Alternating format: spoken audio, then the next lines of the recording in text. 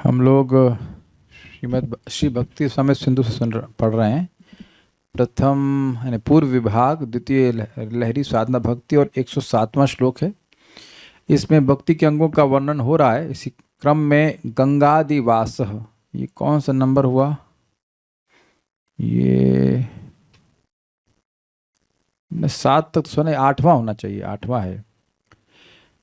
पहले हम लोग धाम की वास की महिमा सुन रहे थे और कुछ भक्त शायद मायूस हो जाएं कि हम तो फिजिकली धाम में नहीं रह पा रहे हैं। देखिए, हम लोग पहले ही सुन चुके हैं कि भक्ति के किसी भी अंग को नहीं करना ये अच्छी बात नहीं है, लेकिन अगर भक्ति के किसी भी अंग को कर रहा है तो वह समीचीन है। आप जहाँ पे भी रह रहे हैं, लखनऊ में या कहीं पे भी, बेस्ट एग्जाम्पल जयपुर में रह रहे हैं भक्त लोग, चंदौली में रह रहे हैं, तो अब मान लीजिए कि वहाँ गंगा जी नहीं बह रही हैं या धाम से फिजिकली दूर हैं, तो इसका मतलब यह नहीं है कि व्यक्ति आध्यात्मिक प्रगति नहीं कर सकता। इज अंडरस्टूड, लेकिन sometime it is not understood. मतलब कोई सोचेगा कि जब तक हम वृंदावन में नहीं रहेंगे तो भक्ति नहीं होगी, ऐसा नहीं है। भक्ति यत्स्यात् सर्वत्र सर्वदा, हर समय में और हर स्थान में भक्ति की जा सकती है। भक्ति निरपेक्ष दिव्य है, निर्गुण है। जो लोग चैतन्य चरितामृत पढ़ते हैं वो जानते हैं कि लखा हीरा बीना पोला नामक स्थान, पता है आप लोग कहाँ पे है? कहीं होगा बांग्लादेश में। वहीं पर नामोच्चारण करके तुलसी जी के सामने बैठकर खूब नामोच्चारण करी तो वहीं उनको भगवत प्रेम प्राप्त हो गया। तो ऐसा नहीं है कि धाम में आकर ही फिजिकली जब कोई व्यक्ति भक्ति करेगा तभी वह सिद्ध होगा, ऐसा नहीं है। धाम का एडवांटेज है, लेकिन ऐसा नहीं है कि आप धाम में नहीं आ रहे हैं फिजिकली या नहीं आ पा रहे हैं तो आप भक्ति कर ही नहीं सकते। ये चीज़ समझ लेना चाहिए। 1000 गुना फायदा चाहिए तो तुलसी जी के सामने बैठ के जप कर लीजिए, कोई कठिनाई नहीं। सो अंडरस्टूड है, लेकिन बहुत बार लोग परेशान से हो जाते हैं कि हम तो नहीं आ पा रहे हैं, इत्यादि इत्यादि। तो ठीक है, अब हम लोग गंगा जी के पास, गंगादि वास, गंगादि का मतलब क्या हुआ? जैसे द्वारकादि, उसी तरह गंगा जी, कावेरी, कृष्णा, गोदावरी, नर्मदा, ऐसे 7 पवित्र नदियां हैं। तो उन सबको ग्रहण कर लेना होगा। पवित्र नदी के पास रहकर भजन करना। यद्यपि गंगा जी तो श्रेष्ठ हैं, गंगा जी यमुना जी तो विशेष रूप से श्रेष्ठ हैं, लेकिन मान लीजिए गोदावरी के पास रह रहा है तो कोई कमी नहीं है, उसमें फर्स्ट क्लास है। वहाँ पे तो बहुत सारे पूर्ववर्ती आचार्य वहाँ पे उस भूमि में जन्म लिए हैं। तो मेरे पीछे बोलिए, एक प्रमाण दे रहे हैं व्यथा प्रथमे, यानी प्रथम स्कंद भागवत से 1.19.6। यावैलसश्री तुलसी विमिश्र कृष्णांग्रिरेण्वं भदिकाम्बुनेत्री। यावैलसश्री तुलसी विमिश्र कृष्णांघ्रिरेणुव्यभ्यधिकाम्बुनेत्री। यावैलसश्री तुलसी विमिश्र कृष्णांग्रिरेण्वभ्यधिकाम्बुनेत्री। यावैलसश्री तुलसी विमिश्र कृष्णांघ्रिरेणुव्यभ्यधिकाम्बुनेत्री। पुनाति लोकानुभयत्र शेषान् कस्तां न सेवेत मरिष्यमाणः। पुनाति लोकानुभयत्र शेषान् कस्तां न सेवेत मरिष्यमाणः।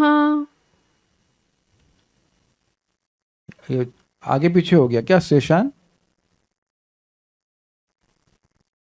अर्थ तो वही है, संस्कृत में कोई दिक्कत नहीं है। लग रहा है कुछ पाठ भेद हुआ है। वो पुनाति शेषान उभयत्र लोकान, ये लिखा है ना इसमें वेदावेश में यही है ना जो मैंने शो कर रहा हूँ, वही तो बोल रहा हूँ। मैंने भागवत से लिया था, सही है वो, कोई बात नहीं। इंग्लिश वर्जन में ऊपर और उससे अंतर नहीं फर्क पड़ता है। अहम त्वम च अहम च त्वम, वो एक ही बात होता है। संस्कृत में कोई फर्क नहीं पड़ता। भाई हल्दी आप डालते हो ना छौंक में, तो छौंक में थोड़ा सा अदरक के पहले डाल दीजिए या बाद में डाल दीजिए, उसको फर्क नहीं पड़ता। बस वही है। संस्कृत में आगे पीछे चा इधर घुमा देने से कोई फर्क नहीं पड़ता, अर्थ वही आता है।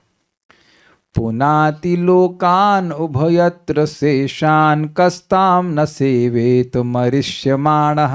पुनाति लोकान् उभयत्र शेषान् कस्तां न सेवेत मरिष्यमाणः। यावैलसश्री तुलसी विमिश्र कृष्णांग्रिरेण्वभ्यधिकाम्बुनेत्री यावेलसत् श्री तुलसी विमिश्र कृष्णाङ्घ्रिरेण्वभ्यधिकाम्बुनेत्री पुनाति लोकानुभयत्र शेषान् कस्तां न सेवेत मरिष्यमाणः पुनाति लोकानुभयत्र शेषान् कस्तां न सेवेत मरिष्यमाणः यावेलसत् श्री तुलसी विमिश्र कृष्णाङ्घ्रिरेण्वभ्यधिकाम्बुनेत्री या वैलसश्री तुलसी विमिश्र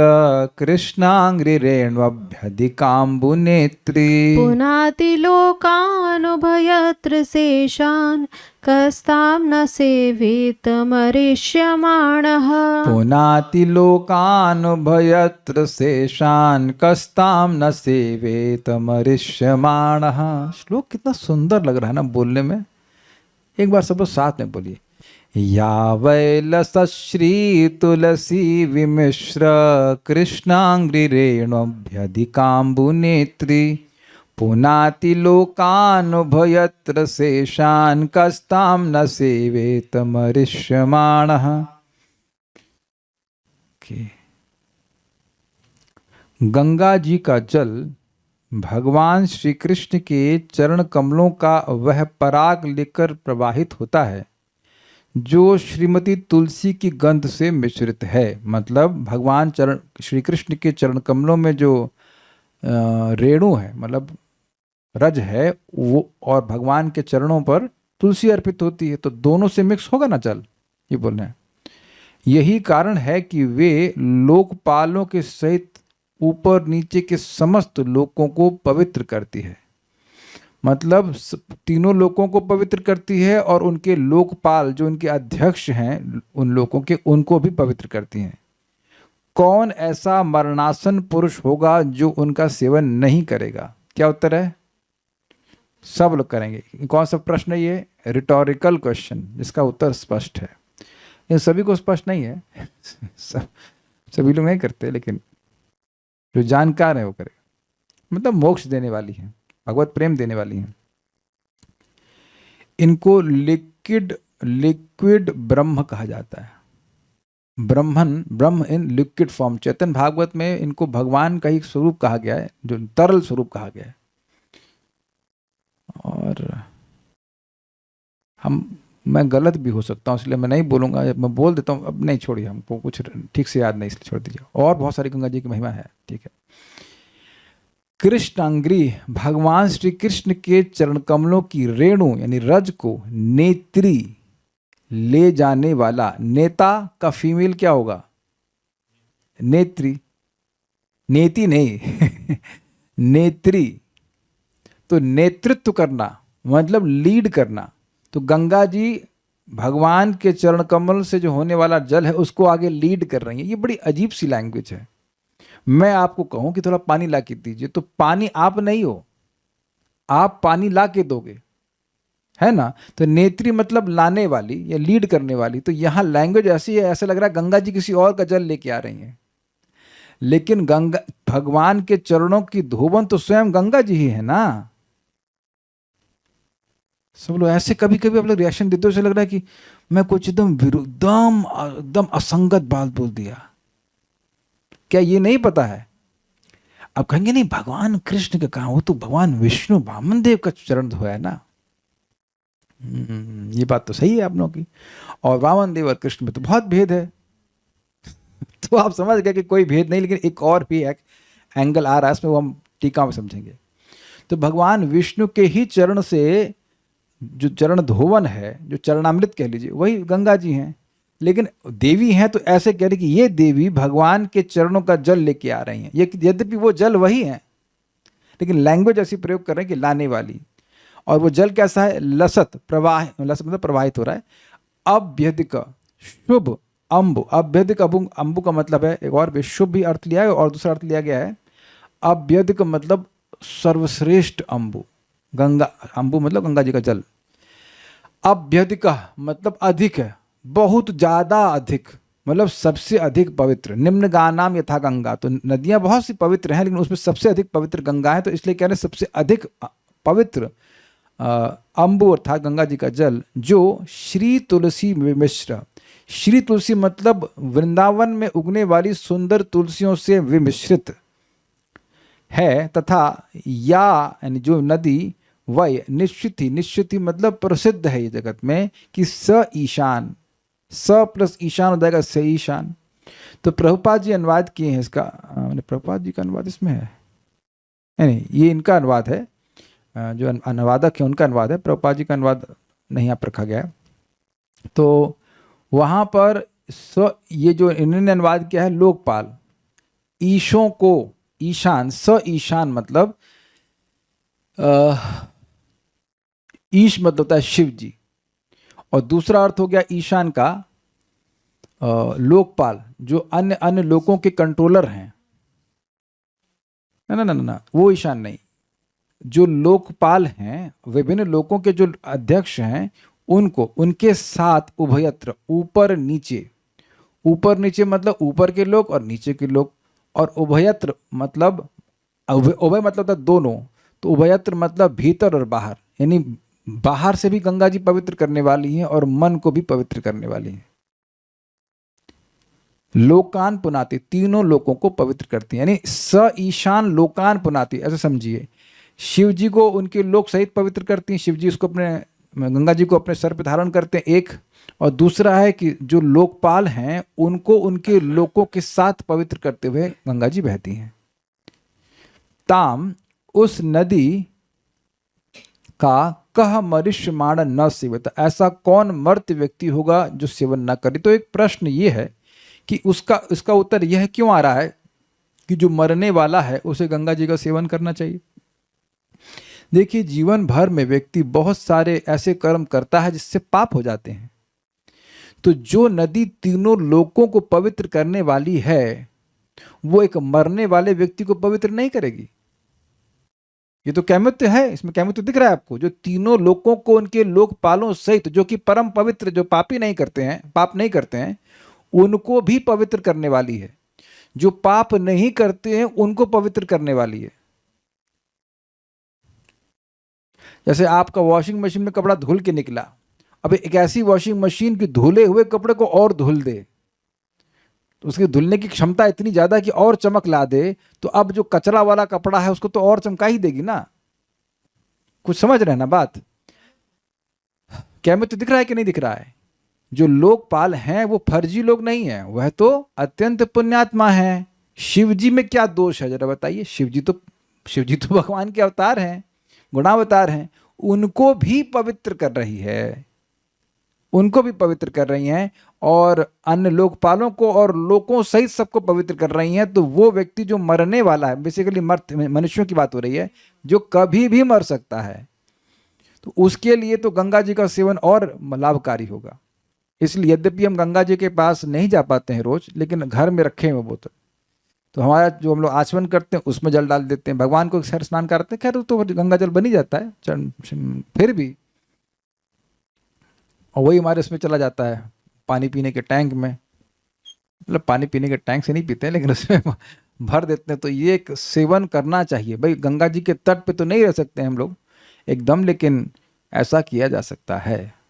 इट इज़ वेरी इजी और बहुत दिन चलता है। 2-3 बूंद डाल दीजिए, वो सब गंगा जल बन जाता है। कितनी अच्छी है गंगा जी ना, शी एक्सपैंड्स सो इजीली। तो जो लोग बहुत सूखे वाले एरिया में रहते हो या बहुत दूर रहते हो गंगा जी से, तो आप हरिद्वार कोई जाए तो उनसे मंगवा लीजिए। अच्छा आइडिया है, it's not a bad idea, it's very good idea. तो सेवन कर सकते हैं। अंदर और बाहर दोनों से पवित्र करने वाली है। बाहर का पवित्रीकरण तो आपके बाथरूम वाले जल से भी हो जाता है, लेकिन जैसा गंगा जी से होता है वैसा नहीं हो सकता। और अंदर का पवित्रीकरण मतलब पाप नाश हो जाता है। नेटवर्क बैंडविड्थ इज लो, आप लोग को दिख रहा है इन हियर? सी ठीक है, छोटा बड़ा हो रहा है यहाँ पे। ओके, कहाँ? भक्ति सार प्रदर्शनी, जो गंगा इह लोक एवं परलोक दोनों जगह महादेव से लेकर समस्त लोकों को पवित्र करती रहती है, वह गंगा किस प्रकार की है? कहते हैं श्री कृष्ण के चरण रेणु व सौंदर्य युक्त तुलसी से मिश्रित सर्वश्रेष्ठ जल को प्राप्त कराती रहती हैं। तो इजी है, सर्वश्रेष्ठ जल को प्राप्त कराती रहती हैं। इसको आप क्रम संदर्भ में और क्लियर होगा। मतलब लैंग्वेज ऐसी रखी गई है कि ऐसा लग रहा है कि गंगा जी किसी दूसरे का जल लेके आ रही हैं लेकिन वो खुद ही जल हैं, फिर भी वो देवी भी हैं, इसलिए ऐसे बोल रहे हैं कि वो जल लेके आ रही हैं। सर्वश्रेष्ठ जल तो स्पष्ट है, और स्पष्ट कर देते हैं, अग्नि पुराण का ही कोट है ना, कि वायु पुराण का है।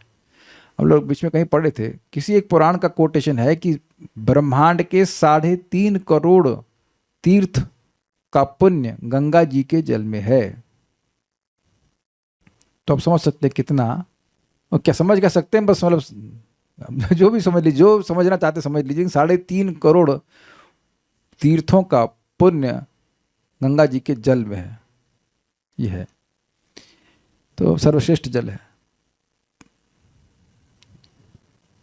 सगर महाराज कोई भक्त पहुंच गए। सगर महाराज के 60,000 पुत्र तो कपिल मुनि के प्रति अपराध करते हैं और गंगा जल के स्पर्श से उनका उद्धार हो जाता है। गंगा जल के स्पर्श से अपराध भी नष्ट होते हैं, क्या ऐसा कहना सही होगा? नहीं होगा। वहां एक विशेष केस में एक विशेष प्रयोजन से रखा गया कि इनका उद्धार गंगा जी के द्वारा हो जाता है। ऐसा नहीं कि वैष्णव की निंदा करेगा और गंगा जी उसको शुद्ध कर देंगी। She will not like such person. तो बड़ा आसान हो जाएगा ना, वैष्णव की निंदा करके आओ, थोड़ा गंगा जल पी लो, फिर उसके बाद फिर निंदा करके आओ, फिर गंगा जल पी लो। जब भगवान ही माफ़ नहीं करते हैं तो फिर ऐसा क्या कर। ध्यान देना होगा कि सगर महाराज के जो पुत्र थे वो थोड़ा बेवकूफ़ी में अपराध किए थे, और कपिल भगवान है भक्त नहीं है, वो भगवान है। तो भगवान का अपराध तो चलो माफ़ हो भी जाएगा, लेकिन भक्त का अपराध नहीं होता है माफ़। कपिल भगवान है ना, कि कपिल भक्त हैं? भगवान है, और भगवान गुस्सा भी नहीं हुए थे भगवान गुस्सा नहीं हुए थे, उनके प्रति अपराध करने से वो जल गए थे। भगवान को अपराध नहीं लिए, कुछ भी नहीं लिए, वो अपने मस्त पड़े, शांति से भक्ति कर, मतलब अपना भगवान में रमे हैं, अपने इसमें समाधि में।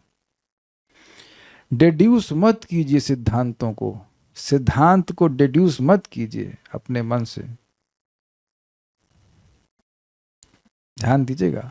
वैष्णव अपराध, भाई सिंपल सी बात है कि कांटा आपके पांव में लगा है तो गंगा जी में स्नान कर लेंगे तो सर से निकल जाएगा।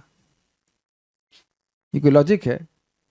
जहां कांटा लगा हुआ है वहीं से निकलेगा ना। तो वैष्णव अपराध से बचने का एक ही तरीका है कि पहली बात तो करिए मत, और दूसरा जिनके प्रति किया है उनसे माफी मांगिए और नम्र भाव में भगवान का नाम का उच्चारण करिए। There is no other remedy, so don't try to find any other remedy. Deduce नहीं कीजिए। श्रीधरी 5वें श्लोक में गंगा जी को, अच्छा एक बात सोचिए, आपका कोई प्रति अपराध करेगा, आपसे माफी ना मांगे, जाकर गंगा जी में स्नान करने लग जाए तो ये आप माफ कर देंगे उसको? ऐसे माफ कर देते हैं, गंगा जी में स्नान करके आया है और फिर आकर के फिर वो गाली देने लगे। बल्कि ये बात उठाई गई है एक दृष्टि से। प्रथम स्कंद प्रथम अध्याय आप देखिए। हाँ, क्या बहुत दिन से अभ्यास नहीं किया है। उपशमाश्रया, यह पाद संश्रया सूता मुनयः प्रशमायना सद्यः पुनन्त्युपसृष्टा स्वर्धुन्यापो नुसेवया। यह पाद संश्रया सूता है, यह पाद संश्रया सूता मुनया प्रशमायनः सद्यः पुनातिपसृष्टा स्वर्धुन्यापोनुसेवया। यह पाद संश्रया सूता, हे सूत गोस्वामी जी, शौनक ऋषि कहते हैं, हे सूत गोस्वामी जी, जिन भगवान के चरण कमलों का आश्रय लेकर मुनया प्रशमायना, मुनिगण प्रशम के आयन बन जाते हैं। शम मतलब मन की शांति, और प्र और लगा दीजिए, खूब अच्छे से मन की शांति के वो आश्रय बन जाते हैं। सुखदेव गोस्वामी जैसे। सद्य पुनांति उपसृष्टा, जैसे ही संगत होती है वो तुरंत पवित्र कर देते हैं। स्वर्धन्यापुनु सेवया, लेकिन गंगा जी तो थोड़ा काल के बाद शुद्ध करती हैं। और ये देखा गया है कि गंगा जी में स्नान करके आए और बाहर आए तुरंत बीड़ी पीना चालू। ये तुमने अपने आंखों से देखा है, आप लोगों ने भी शायद देखा होगा, पता नहीं। तो यस, वो शुद्ध करती हैं, लेकिन समय लगता है शुद्ध करने में, लेकिन फिर भी करती हैं, पवित्र करती हैं। श्रीधरी 5वें श्लोक में गंगा जी को अमृत नदी कहा गया है। 5वें श्लोक का मतलब है कि 1.19.5 हम नोट ये दे रहे हैं, ये भक्ति रसामृत सिंधु में लिखी गई टीका नहीं है, ये इस श्लोक की टीका श्रीमद् भागवतम पे है, उसमें से बोल रहा हूँ। 5वें श्लोक में गंगा जी को अमृत नदी कहा गया है, उस विशेषण के फल को बतलाते हुए कह रहे हैं अमृत है नदी, इसलिए मुक्ति प्रदान करने वाली, इस वो कैसे मुक्ति प्रदान कर रही है इस श्लोक में कहा गया है, क्योंकि भगवान का संपर्क है। जो गंगा जी श्री संपन्न तुलसी से, श्री संपन्न मतलब सुंदर दिखने वाली तुलसी से मिश्रित, जो भगवान श्री कृष्ण के चरण रस से युक्त अत्यधिक जल को प्रवाहित करती हैं। अत्यधिक, हाँ इंटरेस्टिंग है, यहाँ अत्यधिक का मतलब लिखा है कि मात्रा में खूब सारा जल। भगवान के चरण कमल को धो के आ रहा है, लेकिन ऐसा नहीं कि एक गिलास हो, खूब सारा गिलास जल लेके आ रही हैं, अर्थात सभी को पवित्र करने वाली हैं। भाई आप लोग देखे होंगे ना, मंदिर में कभी कभी चरणामृत के लिए झगड़ा हो जाता है, और जब तक आपके पास पहुंचा तो लगा मतलब खत्म ही हो गया, शायद हर बार ही होता है झगड़ा, मारा मारी हो जाती। तो अब चरणामृत अर्पण किया गया है, लेकिन इतना तो नहीं कि सब लोग पेट भर के पी लेंगे। तो ऐसा कोई दिक्कत गंगा जी के संग तो नहीं है। आप लोग जो भी गंगा जी का दर्शन किए होंगे तो वहाँ ये तो नहीं सोचा होगा अरे मेरी बोतल में भरने के लिए मिलेगा कि नहीं मिलेगा। आप जानते हैं अथाह जल है, तो वो कह रहे हैं यहाँ पे अत्यधिक का मतलब है खूब सारा जल प्रवाहित कर रहे हैं। अच्छा ये सुंदर है कि तुलसी जी वृंदावन में बड़ी सुंदर लगती हैं, तो वहाँ तुलसी जो है देखने में सुंदर लगती हैं, अब सब लोग देखते हैं तुलसी जी बड़ी सुंदर लगती हैं। तो उन सुंदर तुलसी से मिश्रित जो भगवान के चरण कमलों में अर्पित तुलसी है, उनसे मिश्रित जो भगवान के चरण रेणु है, उससे मिश्रित जो जल है वह खूब मात्रा में गंगा जी लेके आती हैं। खूब मात्रा का मतलब है कि सभी का उद्धार करने के लिए चलती हैं। खूब सारा चरणामृत सब खाओ, सब पाओ, उसी में नहा भी लो ठीक है। वे लोकपालों सहित इस लोक को तथा परलोक को पवित्र करती हैं। उन गंगा जी का सन्निकट भविष्य में मरने वाला कौन सा व्यक्ति होगा जो सेवन न करे। सन्निकट मतलब जो बिल्कुल मरने में, जिसका मरना बिल्कुल निश्चित है और बिल्कुल पास में ही मरने वाला है, आज ही मरने वाला है। कौन यहां आज नहीं मरेगा? अमर तो है ना। हम कई बार पूछ चुके हैं, जब भी हम मरेंगे तो वो आज ही होगा, वो कल नहीं होगा, हमारे लिए एटलीस्ट। बाकी लोगों के लिए भले कल परसों हो जाए, लेकिन हमारे लिए तो आज ही होगा ना। तो हर व्यक्ति आज ही तो मरेगा, तो भविष्य बहुत दूर तो है नहीं। आप ये भी नहीं कह सकते कि आप तुरंत उठाया अपना बोरी बिस्तर और गंगा जी के पास चले गए ये भी तो संभव नहीं है। लेकिन कुछ गंगा जी का सेवन कर लेना चाहिए, गंगा जल सेवन कर लेना चाहिए। गंगा गंगा बोलेंगे तो भी चलेगा, अच्छा है। क्रम संदर्भ, गंगा तट पर ही मृत्यु पर्यंत उपवास करना उचित होगा, क्योंकि यह महाराज परीक्षित के अभिष्ट लक्ष्य अर्थात भगवान श्री कृष्ण से संबंधित है और ये श्री कृष्ण की प्राप्ति कराने वाला है। माता गंगा के समस्त नर समूह पावनत्व अर्थात शुद्धिकरण करने की क्षमता को प्रदर्शित किया गया है। तो यानी सभी मनुष्यों के लिए ये अच्छा होगा कि वो गंगा जी के तट पर रहें या एटलीस्ट गंगा जी के जल का सेवन करें। कहने का आशय है कि भीषण पापों से भी, जैसे ब्राह्मण के प्रति अपराध के पाप से भयभीत होने वाले व्यक्ति को मात्र भगवान श्री कृष्ण के चरणों की सेवा करनी चाहिए। ये क्या लॉजिक हो गया?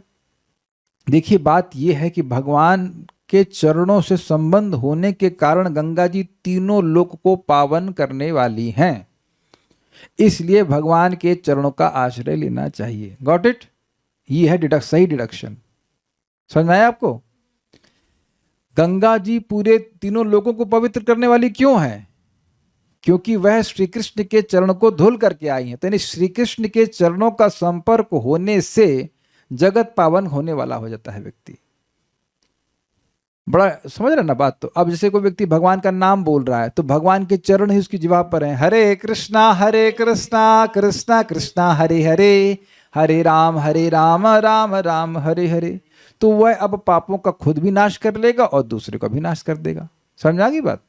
ये बता रहे हैं, बहुत अच्छी बात आप सीखने को मिल रही है। सर्वाधिक पुरुषार्थ अर्थात भगवत प्रेम की इच्छा करने वाले व्यक्तियों के लिए, समस्त जीवों के लिए तथा विशेष रूप से म्रियमाण व्यक्तियों के लिए श्री गंगा देवी योग्य आश्रय हैं। यह इस श्लोक में व्यक्त किया गया। समझे? तीन लोग जो भगवत प्रेम चाहते हैं, सभी जीवों के लिए, मतलब गाय भैंस सबके लिए, और जो विशेष रूप से मनुष्य है ना, ये लिखा है म्रियमाण व्यक्तियों के लिए गंगा देवी योग्य आश्रय है। यह वही अर्थात सुप्रसिद्ध है, मतलब इसमें कोई समझाने की जरूरत नहीं है। श्री गंगा जी वृंदावन में स्थित यमुना के रूप में जल को नेत्री अर्थात वहन करती हैं। शी लीड्स दैट, या लाने वाली हैं। अब कहेंगे वृंदावन में यमुना जी कैसे आ गई? वृंदावन, सॉरी, गंगा जी वृंदावन में कैसे आ गई? गंगा जी तो वृंदावन में आती नहीं है। गंगा जी वृंदावन में कहाँ बह रही हैं? तो सोचने वाली बात है। अभी देखते हैं, पढ़ते हैं फिर क्या हुआ। जो स्वयं भगवान श्री कृष्ण के चरण रेणु से अभ्यधिकम अर्थात श्रेष्ठीकृत हैं तथा वे वृंदावन में ही उत्पन्न लसत अर्थात अधिक सुंदर किए तुलसी दलों से पूर्णतः मिश्रित भी हैं, यह अर्थ है। आदि वराह पुराण में उनका अभ्यधिकत्व अर्थात महान उत्कृष्टता उक्त है। गंगाम शतगुणा पुण्या माथुरे मम मंडले यमुना विश्रुता देवी नात्र कार्य विचारणा। हे देवी, यह श्रुत है कि मेरे मथुरा जिले में यमुना गंगा से 100 गुना अधिक पवित्र है, अतः इस पर किसी व्यक्ति को संदेह नहीं करना चाहिए। आदि वराह पुराण। कहने का मतलब है, यहाँ इस श्लोक में श्री कृष्ण के चरण में अर्पित रेणु और श्री कृष्ण के, भगवान श्री कृष्ण के चरण में अर्पित तुलसी जो बहुत सुंदर हैं, और उनकी रेणु से मिश्रित जल, उसको बोला जा रहा है। और बोला जा रहा, नाम रखा जा रहा गंगा जी। तो आप देखेंगे गंगा जी में भगवान श्री कृष्ण का संपर्क तो नहीं देखा जाता है।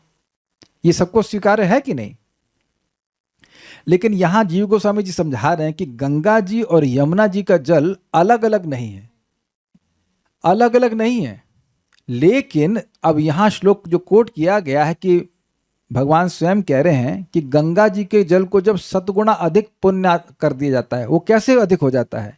भगवान श्री कृष्ण यहाँ पर स्नान करते हैं, और स्वाभाविक सी बात है कि भगवान के चरणों में जो तुलसी अर्पित है और जो उनके चरण में रेणु है, भाई व्रज में तो चप्पल पहन के घूमते नहीं हैं, तो पाँव में रज लगी जाती है, उस फिर वो यमुना जी के जल में लगती होगी। तो इस कारण से यमुना जी का जल और अधिक पुण्य हो गया है। लेकिन इन दोनों जलों में भेद नहीं है, ये समझना चाहिए। ये है एक ही जल। अच्छा, इसको समझिए। आपके घर में सामान्य जल है, ठीक है। अब आपके घर में भाग्य से शालिग्राम है, तो अब शालिग्राम पर जब आपने तुलसी डाला उसमें जल में और फिर शालिग्राम पे अर्पण कर दिया, तो वो भी सामान्य जल है ना। अब समझ में आ गया आपको कि भगवान के संपर्क से वो जल और अधिक पवित्र हो गया। तो इससे कुछ ऐसे समझ लीजिए कि भगवान की चरण धोवन तो गंगा जी का जल है ही, लेकिन फिर यहां भगवान श्री कृष्ण उसमें नहाए हैं, उसमें खूब लीला करी है, तो इस कारण से यमुना जी का जल और अधिक पवित्र हो गया। धारण कर पा रहे हैं? वो जल अलग नहीं है, ऐसा ही समझा रहे हैं। भाई जल अलग होता तो ये 100 गुना वाली बात क्यों होती? मैंने अभी आपको जो उदाहरण दिया वही जल और स्पिरिचुअलाइज्ड हो गया, हम मतलब भगवान को अर्पण किए, तो वही बोल रहे हैं गंगा जी के जल को 100 गुना अधिक बढ़ा दिया, तो वो यमुना जी का जल हो गया। यानी कि वो जल अलग नहीं है, वो और अधिक पुण्यात्मक हो गया। क्या समझ पा रहे हैं इस बात को? It is not different. तो इसीलिए वो आगे बोला जाएगा कि ऐसा प्रतीत हो रहा है कि ये यमुना जी के तट पे बैठे हुए हैं। अभी अभी अब देखना भी आएगा। अच्छा, अब यहाँ एक इंटरेस्टिंग बात है। यहाँ जल की वाहक गंगा नदी है, परंतु यह उनका बाह्य जल है जो भिन्न किया गया है। पॉइंट यहाँ पे कह रहे हैं कि ऐसा लग रहा है, जो लैंग्वेज यूज़ करी है कि वो जल को लाने वाली हैं, तो ऐसा लग रहा है कि ये जो गंगा जी हैं कोई और हैं और उनका जल कोई और है। यद्यपि गंगा जी और उनके गंगा जी के जल में कोई भेद नहीं है, ठीक है। वो लैंग्वेज इस तरह से रखी गई है। नेत्र का अर्थ उत्थान करना भी होता है। कहने का आशय यह है कि श्री कृष्ण के चरण रेणु से मिश्रित होने पर गंगा जल अधिक उत्कृष्ट हो जाता है और फिर यहाँ पे यमुना कहलाता है। कृष्ण शब्द का रूढ़िगत अर्थ गोपाल है यहाँ पे। क्यों? क्योंकि कृष्ण भगवान विष्णु को भी कहीं कहीं किसी परिस्थिति में इंगित कर सकता है, लेकिन यहाँ पे कृष्ण का अर्थ गोपाल अर्थात वृंदावन में रमण करने वाले कृष्ण है, उनकी बात करना है। इसका इसी तरह व्याख्यान करना चाहिए, क्योंकि दोनों नदियां अभिन्न हैं, अतः एक को दूसरे के संदर्भ में वर्णित किया जा सकता है। ये समझे? यमुना का जल क्या है? 100 टाइम्स गंगा जी का जल। गंगा जी का जल क्या है? मतलब गंगा जी के जल को यमुना जी के जल के से रेफरेंस में रख सकते हैं, यमुना जी को गंगा जी के जल में रेफरेंस में रखते हैं, वो एक ही बात है। ये बात बोले तात्पर्य। महाराज परीक्षित, ये तात्पर्य श्रील प्रभुपाद का है, महाराज परीक्षित 7 दिनों के भीतर अपनी मृत्यु की सूचना पाते ही तत्काल गृहस्थ जीवन से निवृत्त हो लिए और यमुना नदी के पवित्र तट पर चले गए। अब हुए कंफ्यूज कि नहीं हुए आप लोग? अच्छे से हो रहे कि नहीं? ध्यान से पढ़ रहे हैं तो कंफ्यूज होंगे, क्योंकि आप तो सुने थे गंगा जी के तट पे ना, और अब यहां यमुना जी का तट, यहां बोल रहे हैं गंगा जी ना, श्लोक में बोल रहे हैं। यहां का मतलब तात्पर्य की बात नहीं कर रहा हूं मैं, श्लोक में तो गंगा जी लिखा हुआ है ना, और यहां प्रभुपाद बोल रहे तात्पर्य में यमुना जी। ये आवाज आ रही है आप लोगों को? I hope you're getting it, net is आ रही है ना आवाज आप लोगों को? हाँ ठीक है। तब 2 नदियों में स्विच कर रहे थे, कभी यमुना जी के तट पे कभी गंगा जी के तट पे, लगता है इलाहाबाद में होंगे। आवाज आ रही है? वो संगम में तो नहीं बैठे हुए थे, वो तो इलाहाबाद में तो थे नहीं। आप समझ में आ गया तात्पर्य में? प्रभात कह रहे यमुना जी तो अलग नहीं है। सामान्यतः यह कहा जाता है कि राजा ने गंगा नदी के किनारे शरण ली थी, लेकिन श्रील जीव गोस्वामी के अनुसार राजा ने यमुना तट पर शरण ली थी। भौगोलिक स्थिति की दृष्टि से श्रील जीव गोस्वामी का कथन अधिक सटीक प्रतीत होता है। महाराज परीक्षित अपनी राजधानी हस्तिनापुर में वास करते थे, जो वर्तमान दिल्ली के निकट स्थित है, और यमुना नदी इस नगर के पास से होकर बहती है। स्वाभाविक ही है कि राजा यमुना नदी के तट पर शरण ग्रहण करेंगे, क्योंकि यह नदी उनके महल के द्वार से होकर बह रही थी। और जहाँ तक पवित्रता की बात है, यमुना नदी गंगा नदी की अपेक्षा भगवान कृष्ण से अधिक प्रत्यक्ष रूप से संबंधित है। भगवान ने इस जगत में अपनी दिव्य लीलाओं के प्रारंभ से ही यमुना नदी को पवित्र बनाया। जब उनके पिता वसुदेव बालक कृष्ण को लेकर यमुना पार करके मथुरा से गोकुल ले जा रहे तो भगवान उस नदी में गिर पड़े थे, और भगवान के चरण कमलों की धूलि का स्पर्श पाकर वह तुरंत ही पवित्र हो गई थी। और पहले से ही पवित्र थी और अधिक पवित्र हो गई। यहाँ पर विशेष उल्लेख है कि महाराज परीक्षित ने इस विशेष नदी की शरण ग्रहण की, जो सुंदर ढंग से बह रही थी और तुलसी दल से मिश्रित भगवान के चरण कमलों की धूलि लिए जा रही थी। स्पष्ट है, भगवान कृष्ण के चरणों कमल पर सदैव तुलसी दल चढ़े रहते हैं। इसीलिए रात्रि में भी तुलसी दल नहीं हटाते हम लोग, फूल हटा लेते हैं लेकिन तुलसी जी नहीं हटाई जाती है। लिखा है ना सदैव। अतएव जो ही उनके चरण कमल गंगा तथा यमुना नदी के जल को स्पर्श करते हैं, त्यों ही नदियां पवित्र हो जाती हैं। लेकिन भगवान ने गंगा की अपेक्षा यमुना को ही अधिक स्पर्श किया। वराह पुराण के अनुसार, जैसा कि श्रील जीव गोस्वामी ने उद्धृत किया है, गंगा तथा यमुना नदियों के जल में कोई अंतर नहीं है, किंतु जब गंगा का जल 100 गुना पवित्र हो जाता है तो वह यमुना कहलाती है। इसी तरह शास्त्रों, हाँ रुक जाइए, तब एक फिर झगड़ा हो जाएगा कि गंगा जी के तट पर कि यमुना जी के तट पर। देखिए, अब दिल्ली के पास तो गंगा जी बहती नहीं है, तो इससे समझ में यही आ रहा है कि यमुना जी के तट पर। लेकिन एक बात और सुनिएगा, ये नाम का भेद हो रहा है। जैसे कि माता यशोदा का भी एक नाम है देवकी, तो भगवान देवकी नंदन मतलब यशोदा नंदन। तो अब यही समझ सकते हैं कि यद्यपि यहाँ ये गंगा शब्द का प्रयोग कर रहे हैं, लेकिन वो यमुना जी को ही इंगित कर रहे हैं, क्योंकि यमुना जी के ही बैंक में है, और इसीलिए कह रहे हैं कि संबंध श्री कृष्ण से है, इसीलिए श्री कृष्ण शब्द का प्रयोग कर रहे हैं। समझ में आई बात? नहीं समझ में आई?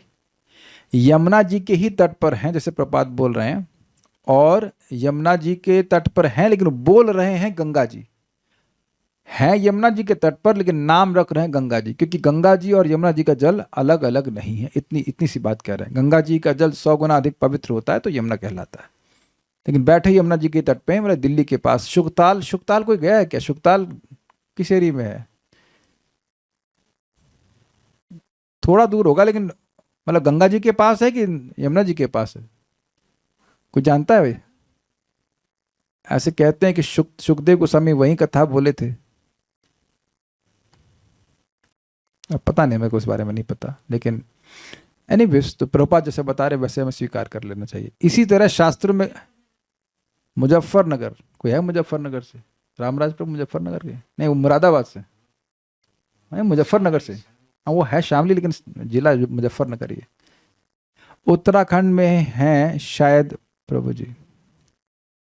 शुकताल उत्तराखंड में है। उत्तराखंड में भी है एक अलग बात होगी, लेकिन जिसको हम लोग शुकताल के नाम से जानते हैं वो तो इधर ही है। हम लोग जब इधर जा रहे थे, हरिद्वार जा रहे थे, कहाँ जा रहे थे, रास्ते में पड़ा था वो। एनीवेज शुकताल कहलाते हैं। अब वहाँ पे यमुना जी बह रही, गंगा जी बह रही हैं।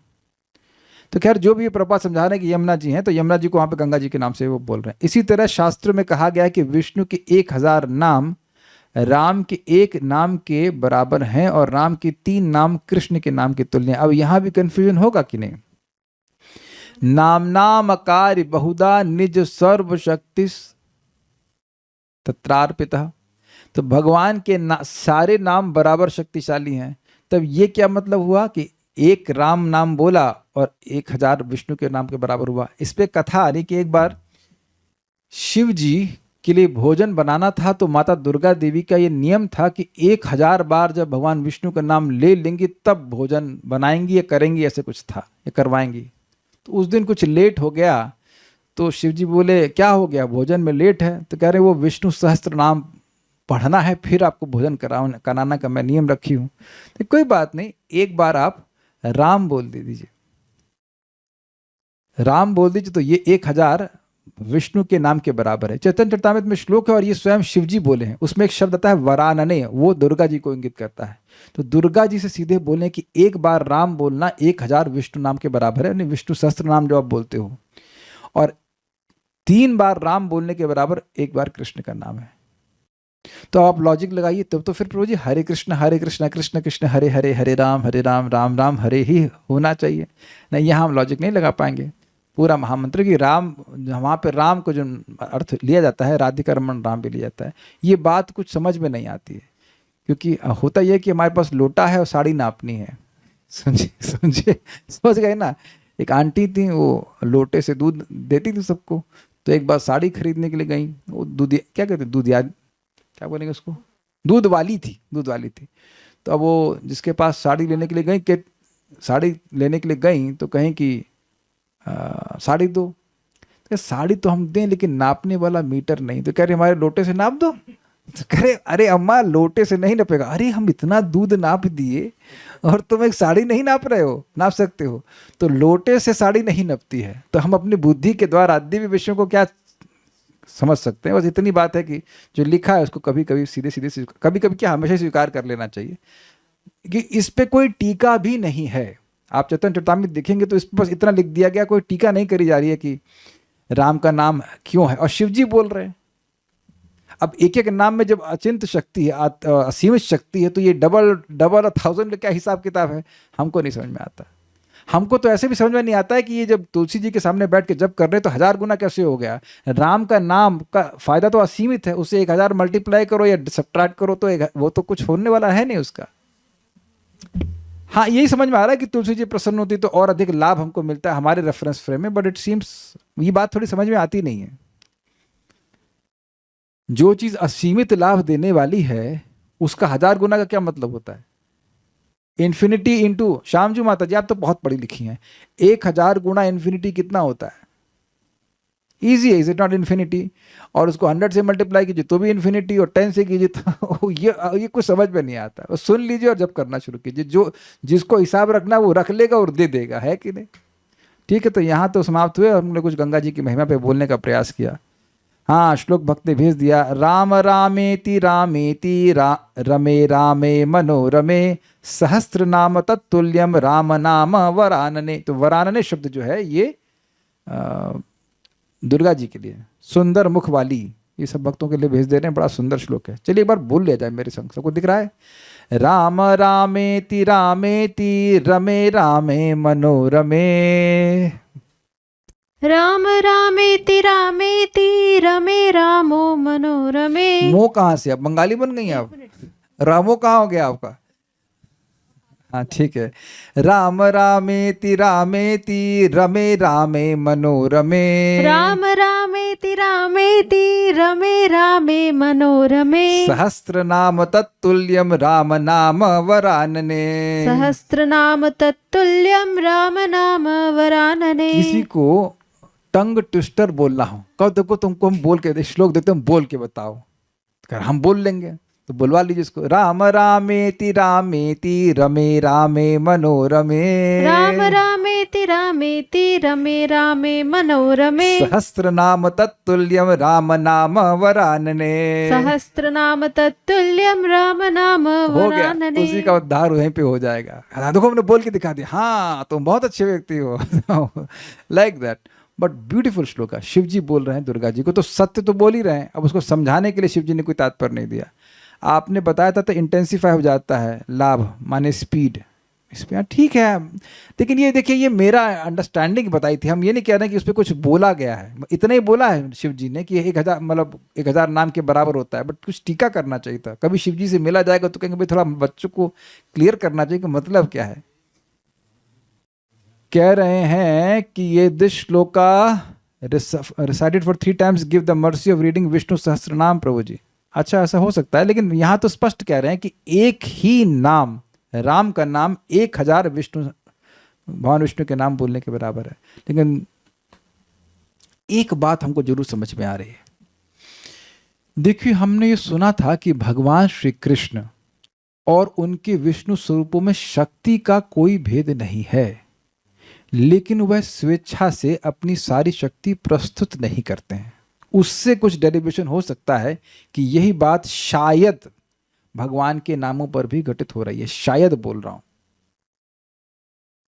जैसे भगवान कृष्ण किसी को मारते भी हैं तो भी अपना धाम दे देते हैं, लेकिन भगवान विष्णु जब किसी को मारते हैं तो उसको उच्चतर गति देते हैं, लेकिन मोक्ष नहीं देते हैं। ये आप इसी ग्रंथ में आगे पढ़ेंगे। तो दोनों में बराबर शक्ति है, वो हैं ही वही व्यक्ति, बट पूरा शक्ति दे नहीं रहे हैं, ऐसा कुछ हम समझ सकते हैं।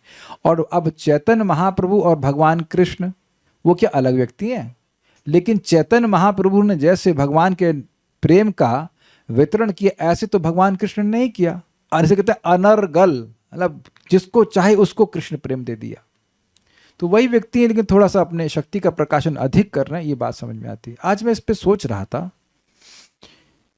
कि आप सब जानते हैं कि महाप्रभु ने साउथ इंडिया में प्रचार कैसे किया।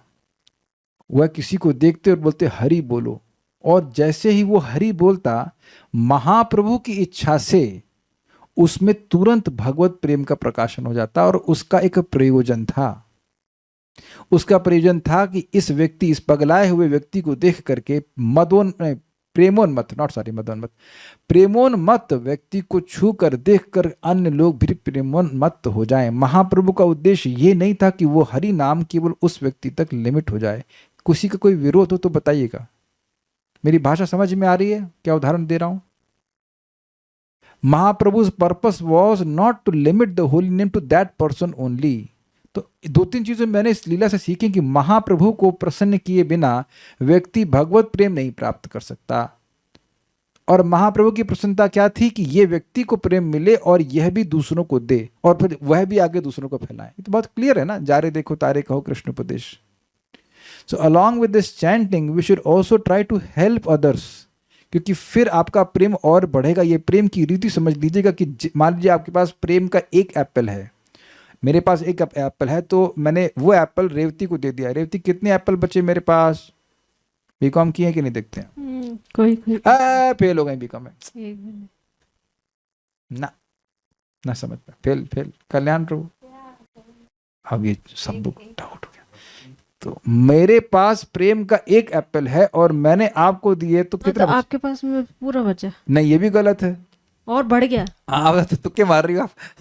सही है, मेरे पास एक एप्पल है अगर प्रेम का और मैं आपको एक देता हूं तो मेरे पास 2 हो जाते हैं। फिर हम 2 क्या करेंगे यार? ठीक है, कल्याण प्रभु को दे दिया और मैंने कर्णामृत प्रभु को दे दिया, अब कितने हो गए? 4 हो गए मेरे पास। सो ये भगवत प्रेम का सिस्टम है, जितना दूसरों को बांटेंगे उतना आपका प्रेम बढ़ेगा, यानी कि कभी भिखारी बन ही नहीं पाएंगे। And that's how you become wealthy. आप, मेरा आंसर सही था तो आप गलत कब थी? आप तो कभी गलत हुई नहीं, is correct, you are always correct. पूरा एक बचा नहीं, पूरा गलत पूरा एक नहीं बचा, यू गेट ट्वाइस। इसको आप चैतन्य चरितामृत में पढ़ेंगे। The more you distribute Krishna consciousness, the more and more it increases in your account. ये बात आ गई तो हम इसमें बोल दिए थे आपको कुछ नाम बांटने के संदर्भ में। सो हमने गंगा जी के बारे में सुना, तो गंगा जी का दर्शन करना चाहिए, स्नान करना चाहिए, और अगर नहीं हो पा रहा है दोनों चीज़ तो गंगा जी का जल ले आइए, यमुना जी का जल ले सकते हैं। हाँ, एक कहानी सुनाएंगे आपको, सत्य घटना, इससे आपको बहुत विश्वास होगा। नाम बता रहा हूँ, कुशा माता जी, वो भी जीवित हैं, प्रभुपाद जी के शिष्या हैं। मैंने पहले भी बताया, फिर बता रहा हूँ। कुशा माता जी को देखे होंगे आप, हाँ, ये मिस्टर सीन वेस्टर्न बॉडी में है और प्रभुपाद जी के शिष्या हैं। तो वह उनके पिताजी हवाई में रहते थे। हवाई मतलब सेंस ग्रेटिफिकेशन आइलैंड, तो इंद्रिय तृप्ति वहाँ खूब चलती है, तो वह भी अपना जीवन ऐसे ही बिताए अपना भोगों में। तो जब वो शरीर छोड़ रहे थे तो माता जी को बुलाए, माता जी वहाँ पे गई और माता जी यमुना जी का जल लेके गई थी। यमुना जी इनकी बहन है, यमराज की छोटी बहन है, और यमराज जी ने आशीर्वाद दिया था कि जो कोई भी तुम्हारे जल का संपर्क करेगा उसको मेरे दूत नहीं दिख सकते। तो अकस्मात मतलब शरीर छोड़ने से कुछ समय पहले उनके जो पिताजी थे वो ऐसे घबराने लगे, नहीं नहीं मुझे मत ले जाओ, मुझे ऐसे करके, वो दिख रहे होंगे, यमदूत दिख रहे होंगे। तो माता जी समझ गई, तुरंत यमुना जी का जल उन पर छिड़का और अब तुरंत वो शांत हो गए। फिर बाद में जब उनको होश आया तो वो बोले, what was that magical water which you spread upon मी? वो जादुई जल क्या था जो तुमने मुझ पर छिड़का था? तो ऐसा नहीं है कि वो कार्य नहीं करते हैं सब चीज़ें, इसलिए जितना संभव हो सके रोज कुछ संपर्क इन पवित्र नदियों का होना चाहिए अपने जीवन में। असंभव नहीं है, जो जो साधन आपसे भक्ति के बनते हों वह कर लीजिएगा। हरे कृष्ण मंत्र तो कर ही रहे हैं, और जितने साधन आपसे बन जाएं कर ही लेंगे तो अच्छा ही होगा। जो आपके भजन के साथ हो जाएं तो उसमें कोई कठिनाई तो नहीं है। ठीक है, will stop now. Shri Ganga मैया की जय, श्री यमुना मैया की जय, श्रील प्रभुपाद की जय। एक बात छूट गई तो अपराध हो जाएगा अगर नहीं बोलूंगा तो गंगा जी तो बड़ी मायूस हो जाएंगी, अरे आप यमुना में विहार किए, हमें तो आप नेग्लेक्ट कर दिए। तो चैतन्य महाप्रभु के रूप में भगवान श्री कृष्ण ही आए और खूब गंगा जी में स्नान करने जाते, रोज गंगा जी में स्नान करने जाते। वहाँ लड़कियाँ सुंदर पति प्राप्त करने के लिए शिव जी के लिए पूजा सामग्री लेके जाती हैं, तो कहती हैं, अरे महाप्रभु कहते तुम मेरी पूजा करो, शिव जी मेरे दास हैं, ये गंगा जी मेरे चरणों से आई हैं। कहती शिव विष्णु विष्णु विष्णु, क्या ये लड़का बोल रहा है? लेकिन महाप्रभु ने इस प्रकार से गंगा जी को भी कृतार्थ कर दिया वहाँ पे स्नान करके। तो अब बराबर हो गए हैं, अब स्कोर बराबर है। भगवान कृष्ण का संपर्क यमुना जी से हुआ और वही कृष्ण चैतन्य महाप्रभु गंगा जी का संपर्क किया, दोनों का स्कोर बराबर, दोनों का जल पूर्णतः अभिन्न है। Okay, will now stop, thank you.